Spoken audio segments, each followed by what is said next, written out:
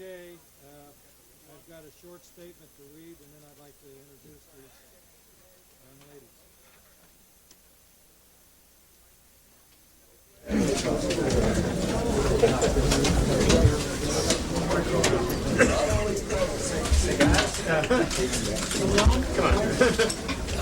Okay, in accordance with the direction just given by Secretary Aspen, I am today announcing that effective immediately, women pilots and navigators will be able to compete for, train in, and fly any aircraft in the inventory of the United States Air Force.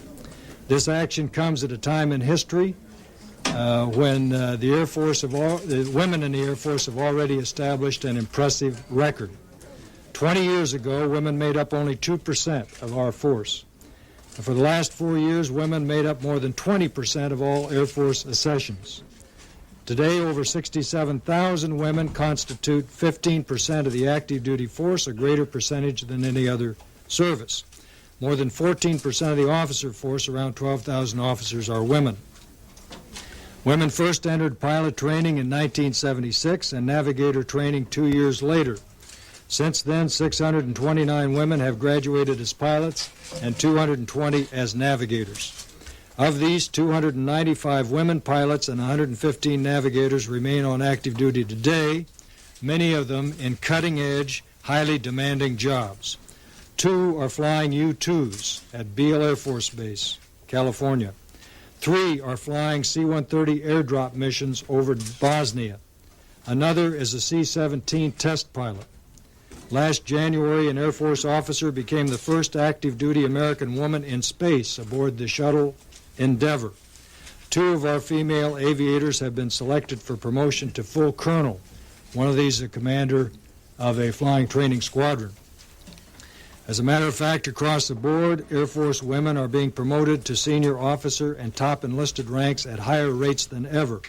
Over the past 5 years, promotion rates for women to major, lieutenant colonel, and colonel have risen steadily and are higher than the promotion rates of their male counterparts. The Air Force has also led the way in promoting women to flag rank, starting with General Holm in 1971, who 2 years later became the nation's first 2-star general. 16 Air Force women have worn stars. And today we have 2 active-duty women generals, another selectee, and 3 more in our reserve components. So the Air Force is in its customary position, out ahead, in integrating women into the organization and creating an environment in which they can successfully compete. Until today, we led all services with 94% of officer skills open to women. The 6% exclusion amounted to about 10,000 positions, mostly in combat aircraft or positions that required experience in combat aircraft. That combat aircraft exclusion is now lifted. I want to ensure the Air Force maintains its reputation as a place where talent and ability are recognized and valued above all other considerations. Therefore, I have directed, 1, that the Air Force will transition to a gender-neutral pilot training system immediately. 2, that the Air Force will institute a gender-neutral assignment system immediately to include combat aircraft. 3, that we screen all female pilots since the merit assignment system was established. I established it in 1990 to afford them the same assignment opportunity to fighters and bombers that their male counterparts enjoyed at the time of graduation. So we're going to go back 2.5 years and review the bidding, make sure we afford the opportunity to female aviators that their male counterparts had. And 4, that we screen all female flying instructors to determine those who've been top performers in training command. We will target this group for assignment to fighters and bombers using the same procedures we employ for similarly qualified male instructor pilots. As a result of these actions, we've identified several women who will soon begin training to fly combat aircraft. I would like to introduce 3 of them. The first is Lieutenant Jeannie Flynn. Some of you may already know her story. She was a distinguished ROTC graduate from the University of Texas, has a master's degree in aeronautical engineering from Stanford University. She graduated number 1 in her pilot training class at Laughlin Air Force Base, Texas, last December. We asked her at that time what aircraft she wanted to fly. Her choice, the F-15, our newest frontline combat fighter. The rules at the time precluded such a choice, but we kept an eye on her. I'm proud to announce that Lieutenant Flynn will now be our first woman combat pilot. She will enter fighter lead-in training at Holloman Air Force Base immediately, followed by the advanced F-15E course at Luke Air Force Base. Upon completion of that training, she will be assigned to one of our F-15E operational units. Also here today are Captains Martha McSally and Sharon Preszler. A distinguished graduate of the Air Force Academy with a master's degree from Harvard University, Captain McSally is presently an instructor pilot at Laughlin Air Force Base, Texas. Captain Sharon Preszler is a C-21 pilot with the 457th Airlift Squadron here at Andrews. Sharon received her commission through ROTC and entered the Air Force in 1986. She spent the first 3 years of her flying career as a EC-135 navigator. She completed pilot training in April of 1992, so she's one of the relatively few aviators we have in the Air Force who holds both ratings. Captain Preszler will enter fighter lead-in training later this year, Captain McSally shortly thereafter. Additionally, we've identified several other women pilots currently flying as instructors or in support aircraft who will soon start training in combat aircraft. We have a list of these names and bases, and that will be provided to you. 60 years ago, this month, 2 women left a dinner party at the White House, sped to National Airport, still wearing their evening dresses, borrowed a plane, and took off to tour the nation's capital at night. The pilot was Amelia Earhart, her passenger, Eleanor Roosevelt. Miss Earhart, of course, went on to set numerous aviation records and led the way for thousands of women flyers down to the present day. Today, these officers have the opportunity to become aviation pioneers. Let me be the first to congratulate them and to introduce them to you if you have any questions. For Lieutenant Flynn, if I may. Jeannie? Could you all spell your names, too? We have background paper for you. How else can you spell Flynn? But anyway. Lieutenant, I'm sure you're a Sierra Hotel pilot and looking forward to the F-15. Yes, sir. Is there anything you cannot do in comparison with your male counterparts? Now, running the full gamut, I'm talking about things such as endurance, obviously, you know, the ability to fly various aircraft. And I'm thinking particularly, I guess, underlying the endurance of long missions, aerial refueling. Do you have the stamina to compete one-on-one, do you think? Yes, sir. I go through the same training that my male counterparts go through, and I've had no problems to this point, and I'm looking forward to the challenge of flying the F-15E. Lieutenant, what does it mean to you to fly an F-15? Why would you ask for such a thing? Well, I've always wanted to fly, and as a cadet, I had a few rides in a fighter, and I decided I definitely wanted to fly fighters, so when it became available. Why? Is it the thrill or the technical challenge, or...? It's definitely a challenge to fly the fighters, and the mission just really appealed to me. It was the front line. You're the ones out there fighting. How did you feel when they told you you couldn't have the jet you asked for? I realized that was going to be the case. That was current policy. I asked for it because that was my first choice, but when I was told I could not have it, I made another selection. What was your reaction when you found out that you could finally fulfill your dream? Oh, I was very excited. Lieutenant Flynn, or Captain Flynn, is it? Lieutenant. How many men are you leapfrogging who are waiting for the very combat training that you are now going to be getting? I'm not leapfrogging, actually. I'll be going to the training that my male counterparts, the one who took the aircraft that was in my drop when I graduated, I'll be actually going to the same training that he is going to. Could we sort this out? Because it's not clear to me, General McPeak, what established the baseline? Jeannie graduated #1 in her class. If it had not been for this policy of excluding women from combat aircraft, she would have gotten an F-15E. Now, she's been in a holding pattern for 6 months or so, and so actually she's not leapfrogging anybody. She's got a delayed 6 months is what happened. So we're going to get her into that business, and it's not a question of working a hardship on any of her male counterparts. It's just that she competed for it and won it. So That's the system we're going to go to. If you've got the talent, if you've got the dedication, you want to do that, you work yourself to death, you can you can do it. And she did it, so all we're doing is recovering where she should have been all along. General, on that point, for people who are not number one in their class, you said you were going to go back a couple of classes Yes. and pull women out. Yes. Are they going to get preference over the banked pilots? No, we're going to do an analysis of each class starting from when we went to this assignment selection system, which incidentally, as I indicated, I instituted. Before that, we had a much more complex way of pilot graduates getting their assignments. But I said, just put the assignments up on the board and pick them based on class merit. And so we have to go back to when that assignment system started, and we have to look at what was available, where they graduated in their class, and then we have to contact the woman pilot, wherever she is now, and say, you graduated 4th in your class. That was, in the top 10%. There was a fighter assignment available on that day. How do you feel? You want to go to fighters? We'll offer you that opportunity.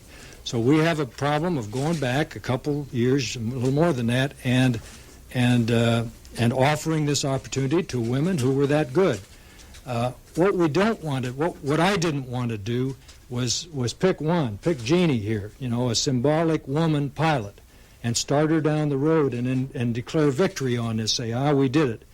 We wanted to jump into this with enough momentum that we really made a commitment to it. So we're going to go back and do some correcting here. But where does that cockpit become available from? You don't take it away from the guy who did take it. No. For instance, take a presently assigned instructor pilot. We have one here. As she comes up for reassignment in the normal way, we will work her just like we work her male counterpart. She's been an outstanding instructor pilot. Her commander recommends her into the fighter track. Her performance has earned it, and when her time comes for reassignment, she'll get whatever's available, just like a male will get. Captain Preszler, one of the operations officers at an F-15 squadron recently told me that his concern was not women in the cockpit per se, but pregnancy. That a woman flying a tactical aircraft, if she gets pregnant, will have to be out of the cockpit for 10 months. By the end of the time, she's so rusty, she'll have to go back and really almost totally retrain in the aircraft. And, of course, he has to carry that billet on his books unfilled. Are you going to ask your women who go into fighters to refrain from becoming pregnant if they're going to take that line? And there are special problems that spring from the physiological differences between men and women. I don't want to ignore them, but I don't want to exaggerate them either. We have women today flying trainers and other aircraft that have this same kind of difficulty. I mean, you got McSally pulling 7Gs every day in a T-38 and lots of other women instructors like that. So from my investigation and look at this problem, I know of no reason that has popped up that convinces us that we can't make this work and work very well. Question, Captain Preszler. Well, you've been in the Air Force since 1986. How's it been working with the limit? Well, I knew the limit was there when I joined, so it wasn't anything I didn't expect, and I appreciate now the opportunity to pursue flying a fighter, which is what I wanted to do before. There's always limits placed on you no matter where you go, I think, in the corporate world or anywhere. And now those limits are going to be based on our own ability, and that's going to be a welcome change. Can you be a combat pilot? Can you be a killer? Can many women be killers? Yes. What makes you confident that you can do that? Well, it'll be in defense of the country, first of all, and that's something that anybody would get riled up about, I think. But also there'll be a lot of training between now and then, and that training will prepare me for that. Captain Preszler, do you favor draft registration for women and compulsory commitment of women to ground combat infantry units? Well, to be honest, I haven't had time to even think about any of that stuff. I found out this morning that I was going to do this, so I haven't developed any great opinions between then and now. Captain Preszler, why do you want to fly in air combat missions? Well, like I said, first of all, defense of my country. And secondly, it's very challenging flying. It's very exciting flying, and it's the front line. And that's, I think most people you'll find that are Air Force pilots have always striven to be in front, and that's all we're doing. Captain McSally or Lieutenant McSally, has there been a change to Air Force regulations that restrict the wearing of the flight suit to the flight line in the squadron area, or is an exception made for your attire today? There's no such policy. I wear my flight suit in the Pentagon, not often enough, but half a dozen times since I've been here. So where'd you come up with this rule? Well, one is just wondering about the propriety of the uniform and the wear of the service uniform as something more appropriate. Well, you send up the draft of the new regulation, I'll take a look at it. Can we ask any of the pilots up there if they come from pilot background, if they come from Air Force families, if some of this stems from earlier experiences that you're... Not at all, actually, for me personally. My dad was in the Navy for a few years before I was born, and I'm the only military person in my family right now. They'll think I'm nuts, but I just sort of went off, and did this on my own, and I've always wanted to fly, and now I'm, being given the opportunity to go fly in combat aircraft. And I just wanted to say that, it's not so much a equal opportunity type issue. It's like Mr. Aspen said earlier, Secretary Aspen said, it's got to do with trying to have the most effective force for the military. And if we have better qualified women than men when the assignments come up, then we would have the most effective force if those women go above the men behind them. And that's really the issue here. How do you address and this is what turned on the Women in Combat Commission, the Women as POW issue? Well, we've all been through survival training, which includes survival, evasion, resistance, and escape, where we go through the evasion techniques we would have to deal with if we were shot down, and then scenarios involving POW compound situations. Very grueling training. Male and females alike that are going to be pilots go through that. So we've all had the same training, and I think we could equally rise to that difficult occasion if it should happen. I'd like to address a question to all three of you, if you please take this up, which is 2 years ago Congress voted to allow women into combat aircraft, and then the Commission last year recommended against it. So you've had to wait. I mean, was your reaction today, well, it's about time, or, I mean, weren't you getting impatient, or? I don't feel like I've been sitting around waiting for this to change. I'm a T-37 instructor pilot, and I'll continue to be a T-37 instructor pilot until, my assignment comes up to go to whatever fighter that they're going to give me. And therefore, I haven't been sitting around going, geez, what are they going to do with me and when? I'm getting sick of it. No, I've been going to work every day and doing my job as the best T-37 instructor pilot I can be to train our young aviators to go off and fly in those cockpits and others in the Air Force. So, absolutely not. But didn't it rankle you that some of those aviators had options that you didn't? Didn't bother you at all? Sure, but that's not going to affect my job performance as an instructor, and that is where the Air Force put me, and that where I was going to serve to the best of my ability. Cam, do you see any resistance from the men? Or do you think you're going to have any resentment, or is there going to be harassment? Is there going to be hazing and all that jazz? Again, I was an Air Force Academy graduate, and where there's 10% women there, and pilot training is, 10% women going through pilot training. So in the environments that I have been in, I found if anybody has resentment, they haven't voiced it to me personally, and then I have to deal with them by, one-on-one.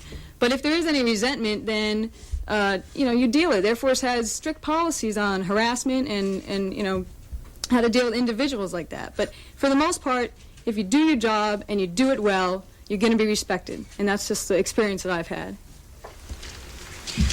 General, will you be issuing any sort of statement in addition to this directive or policy change directed to this sort of thing, something that says that you are firmly behind this policy? Yes. And that I intend to put a message out to all commanders. I saw a draft of it a couple hours ago, so it's in preparation now, and it will echo what I said in the press conference, that this decision has been made, and that I want everybody to get behind it and make it a whopping success. Gentlemen, you've expressed some concerns in the past about the impact of changing this rule on unit cohesion in the Air Force. On the whole, you've talked, I know, in testimony about the whole notion of male bonding, and you've expressed your concerns about you personally having to send women into combat. I mean, can you sort of look at these 3 women and the several others that will join them and say they are going to be warriors? I mean, is that something you're comfortable with now? Yes, I'm comfortable with it. And as I look at these 3 and listening to their answers, I'm even more comfortable. Tell you, these are, the women in the Air Force, 15% of the Air Force, are my responsibility, just like the other 85%. And I am delighted that we've opened up full opportunity to all of our people, men, women, whatever. Nobody ever told me I couldn't be Chief of Staff because my eyes were brown or for any other reason. So now we've told these women that the sky is not a limit on them. They can go as high in the Air Force as they can. So as far as the issue of fairness to women, the system we had was always an unfair one. I said so repeatedly. I never defended it on the grounds that it was fairness. I talked about other issues. But the period of talking about those other issues is over. We have a decision made by our National Command Authority, and we will proceed, and we're going to do it better than anybody. General, when do you think women could get your job? It's going to be at least another day or two, but no, seriously, we have women generals, and they can continue to the top, and they can compete for my job just like men. Now, we're not going to have a program to make sure that my successor is a general, because this is not an affirmative action program. This is an action to allow women to compete on level terms with men. And when we have a woman who is lucky enough to be Chief of Staff, that's when we'll have one. Thank you. Thank you. Yes, sir. Thanks very much. Thank you very much.